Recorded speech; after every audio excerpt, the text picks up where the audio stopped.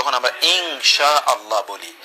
আর তারা বলেন যে এটা ইনশা আল্লাহ, রস্য ই নো ইন, তারপরে শাহ আল্লাহ, এটি কি ইনশা আল্লাহ রস্য ই অনুসর্গ তারপরে শাহ আল্লাহ এটি হবে, নাকি রস্য ই নো ইনশা আল্লাহ হবে? এটি অনেকে আমাদেরকে প্রশ্ন করেন।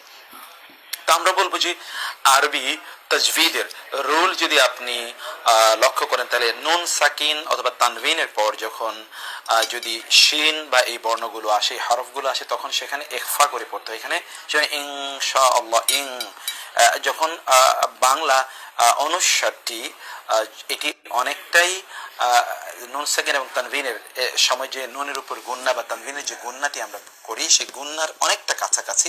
এই জন্য আমরা বলি যে ইনশা আল্লাহ যদি বলি তাহলে অধিকতর বিশুদ্ধ হয়। কেউ কেউ বলবেন যে এটি বাংলায়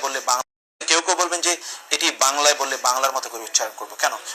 কোরআনের শব্দ যেহেতু, এটি যতটুকু সম্ভব কোরআনের কাছাকাছি করে যদি আমরা এটিকে উচ্চারণ করতে পারি তাহলে অনেক ভালো বলে আমরা মনে করি, এবং এই জন্যে আমরা এটিকে সেভাবে উচ্চারণ করার জন্য আমরা চেষ্টা করছি ইনশাআল্লাহ।